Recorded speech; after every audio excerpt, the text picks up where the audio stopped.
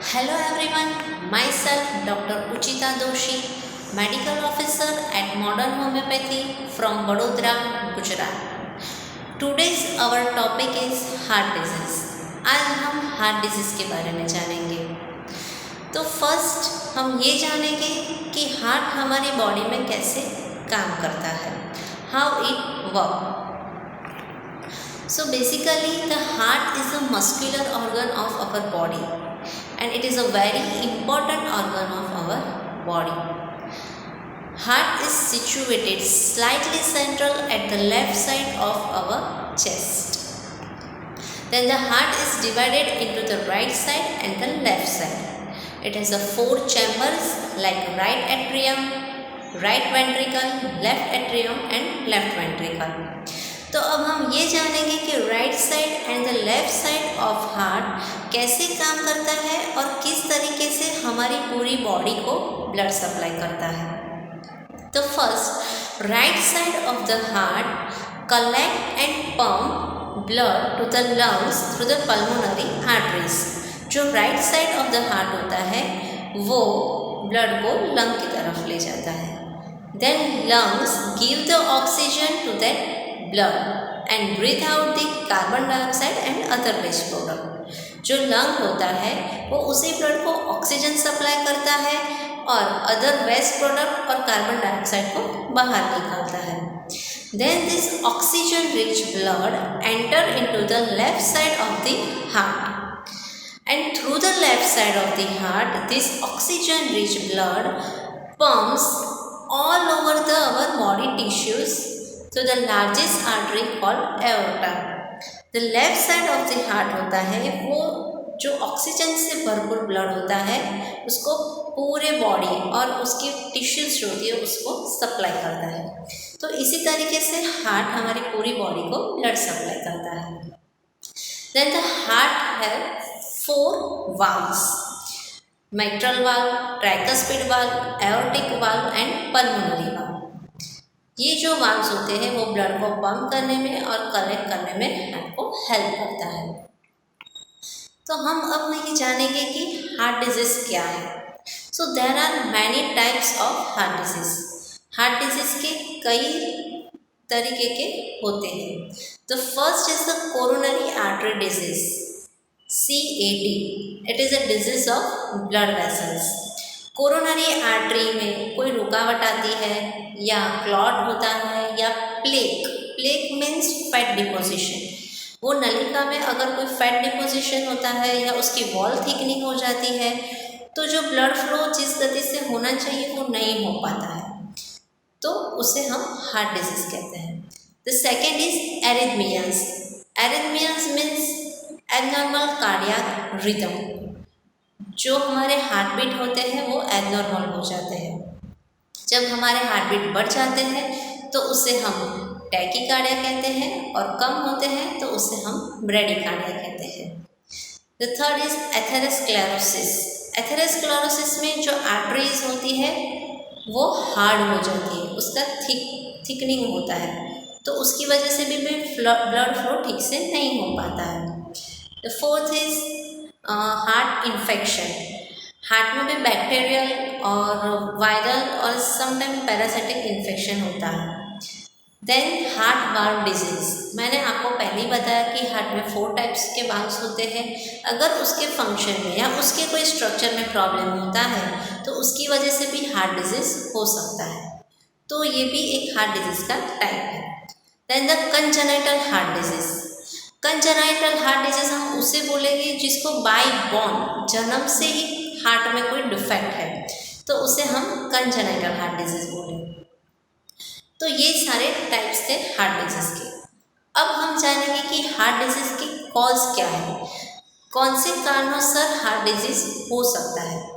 तो first and foremost cause is unhealthy lifestyle habits. हमारी lifestyle की वजह से भी हम हार्ट डिजीज़ हो सकता है। The second is lack of exercise. The third is obesity यानी कि मोटापा, being overweight. Then high blood pressure, diabetes, any thyroid related problem, then excessive consumption of alcohol and smoking, ये दोनों चीज़ भी हार्ट को बहुत अफेक्ट करते हैं. Mental stress, then heart valve disease, the cardiomyopathy. So what is that cardiomyopathy? मैंने पहले बोला कि heart is a muscular organ. When the heart muscles become thickening or enlarging, it is called cardiomyopathy. तो यही सब कारणों से हार्ट डिजीज हो सकता है. अब हम जानेंगे उसके साइंस एंड सिम्टम्स. हमारी बॉडी क्या महसूस करती है या हमारी बॉडी में क्या चेंजेस होता है जब हार्ट डिजीज होता है. The first symptoms is chest pain, सीने में दर्द होना, जिसे हम मेडिकल लैंग्वेज में एंजाइना कहते हैं. आपको चेस्ट में एक टाइटनेस फील होता है. The second is breathlessness, difficulty in breathing, आपको सांस लेने में तकलीफ होती है. थर्ड इज फटीग, आपको थकान महसूस होती है. कभी कभी आप थोड़ा सा भी काम करते हो तो आपको थकान महसूस होती है. देन इडिमा यानी कि स्वेलिंग और सूजन. ब्लड फ्लो ठीक न होने के कारण कई जगहों पे फ्लूइड रिटेंशन, यानी कि अगर हम कॉमन लैंग्वेज में कहें तो पानी भर जाता है, तो उसकी वजह से सूजन आ जाती है. देन स्वेटिंग, ज़्यादातर पसीना होता है. देन नोशिया, वॉमिटिंग, डिजीनेस, आपको आपका सर घूम रहा हो ऐसा लगता है. देन स्टमक पेन, पेट में भी दर्द होता है. देन एब्डोमिनल डिस्कम्फर्ट, गैस जैसा फील होता है या आपको एब्डोमेन फूला फूला लगता है. देन आपके हाथ पैर, आपके बैक साइड और जो में भी पेन रहता है. Then you feel choking sensation, आपको घुटन सी महसूस होती है. कभी कभी हार्ट डिजीज़ उस लेवल पर पहुंच जाता है कि आप बोल भी नहीं पाते हो, आप ठीक से सांस भी नहीं ले पाते हो. तो ये सारे सिम्टम्स थे हार्ट डिजीज़ के. Sometimes in the congenital heart disease, उसमें ज़्यादातर बच्चों को उसका जो स्किन होता है वो ब्लूइश कलर का हो जाता है, क्योंकि ब्लड फ्लो ठीक से नहीं हो पाता. उसकी वजह से हमारी त्वचा का जो कलर है वो ब्लूइश हो जाता है. तो ये सारे साइन और सिम्टम्स थे हार्ट डिजीज़ के. अब हम जानेंगे उसके कॉम्प्लिकेशंस. अगर हार्ट डिजीज़ सही मायने में और सही टाइम पे ट्रीट नहीं किया तो उसके कॉम्प्लिकेशन या फिर वो आगे जाके हमारी बॉडी पे और क्या ज़्यादा इफ़ेक्ट कर सकता है वो हम जानेंगे. तो first is heart failure. So heart failure का भी यही कारण है कि ब्लड फ्लो ठीक से नहीं हो पाता है, तो दूसरे ऑर्गन पर भी उसका इफेक्ट रहता है. The second is heart attack. ये वर्ड हमने बहुत बार सुना होगा, हार्ट अटैक. हार्ट अटैक का मेन कारण है CAD, जो मैंने आपको पहले ही बताया. जो कोरोनरी आर्टरी होती है उसमें ब्लड क्लॉट होता है या प्लेक होता है, उसमें ऑब्स्ट्रक्शन आता है, उसकी वजह से हार्ट अटैक आता है. Third is aneurysm. The fourth is stroke. Stroke 2 type के होते हैं, इस्चेमिक स्ट्रोक और brain stroke. Ischaemic stroke heart के रिलेटेड होता है और ब्रेन स्ट्रोक किस तरीके से होता है अब ये जानेंगे हम. सो हार्ट के डिफेक्ट की वजह से या हार्ट डिजीज़ की वजह से जो ब्लड फ्लो ठीक से नहीं हो पाता, तो जो ब्रेन की वेसल्स हैं वो नैरो हो जाती है, तो ब्रेन में भी ब्लड सप्लाई ठीक तरीके से नहीं हो पाता है, तो उसे हम ब्रेन स्ट्रोक कहते हैं. Then cardiac arrest. Cardiac arrest is a very medical emergency condition. उसमें हमारा हार्ट होता है, उसका फंक्शन स्टॉप हो जाता है, जिससे हम कार्डियक अरेस्ट कहते हैं. And it can lead sudden death of patient. So mainly brain stroke और कार्डियक अरेस्ट वो दोनों एकदम मेडिकल इमरजेंसी कंडीशन. तो ये उसके कॉम्प्लिकेशंस थे. अब हम ये जानेंगे कि हम कैसे पता चलेगा कि हार्ट डिजीज़ मीन्स उसका डायग्नोसिस क्या रहता है.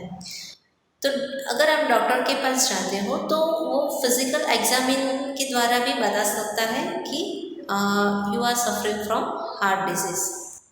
Then other things are blood test. Blood test से भी हमें पता चल सकता है. Then the other things are electrocardiogram, echocardiogram, then CT scan of heart, MRI of heart, cardiac ultrasound. इस सब से हमें ये भी पता चलता है कि हमारी जो आर्टरीज है या वेसल्स है उसमें ब्लड फ्लो ठीक तरीके से होता है या नहीं, उसकी वजह से हमें हार्ट डिजीज़ के बारे में पता चल सकता है। अगर ये भी कम पड़े तो उससे ज़्यादा है angioplasty. Sometimes doctor advice for angioplasty.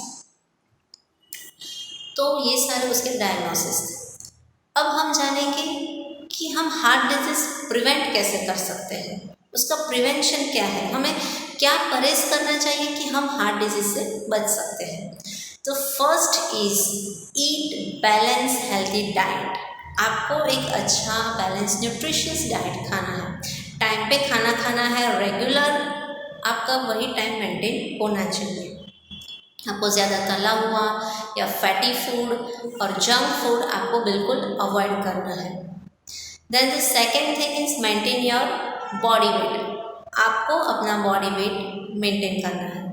Then exercise regularly. You have to do everyday exercise about 20 to 30 minutes like running, walking and any other type of exercise. Then maintain your underlying disease. What is that underlying disease? अगर आपको diabetes है तो आपका blood sugar level, then अगर आपको hypertension है तो आपका बीपी और कोलेस्ट्रॉल लेवल आपको एक मेंटेन करना है। अगर वो सब उसका लेवल भी अगर ज़्यादातर बढ़ गया तो वो डायरेक्टली हार्ट को अफेक्ट करता है। Then avoid the alcohol and smoking. आपको स्मोकिंग और अल्कोहल बिल्कुल भी नहीं करना है। तो ये सारे प्रिवेंशन थे हार्ट डिजीज़ के। आपको पानी भी ज़्यादा पीना है और आपकी इम्यूनिटी बढ़े ऐसा खाना आपको खाना है। तो अब हम बेसिकली जानेंगे कि what is the scope of homeopathy in the heart disease. Heart disease में होम्योपैथी का क्या रोल है? So there are many medicines of the homeopathy for the heart disease. So modern homeopathy की क्यूरेटिव लाइन ऑफ ट्रीटमेंट के द्वारा हम heart disease cure कर सकते हैं। और मैंने पहले भी बताया कि जो अंडरलाइन डिजीज़ है जो हार्ट को अफेक्ट करता है लाइक डायबिटीज़, हाइपरटेंशन और कोलेस्ट्रॉल लेवल, वो सब भी हम मॉडर्न होम्योपैथिक की मेडिसिन से द्वारा उसको भी हम कवर कर सकते हैं। सो मॉडर्न होम्योपैथिक में हम पेशेंट की पूरी हिस्ट्री, उसका मेंटल और फिजिकल लेवल, उसको एग्जामिन करके उसको सही मायने में मेडिसिन देकर उसका हार्ट डिजीज़ क्योर करते हैं। And there is a no side effect और no any other organ defect. हम उसके किसी और ऑर्गन के डिफेक्ट के बिना भी हम मेडिसिन देकर उसका हार्ट डिजीज़ क्योर कर सकते हैं। So if your heart is healthy, then your life is also healthy and happy. So friends, आप या आपके रिलेटिव्स या आपको किसी भी जान पहचान में किसी को भी हार्ट डिजीज़ की कोई क्वेरी है या कोई हार्ट डिजीज़ से सफ़र कर रहा है, so please contact on us which detail given on this page. आपको सारी माहिती और कॉन्टैक्ट नंबर इस पेज में दिए गए हैं। And you can also visit our website that www.modernhomeopathy.com. You can also see our testimonial on this website. So friends, stay healthy, stay safe and stay at home. Thank you.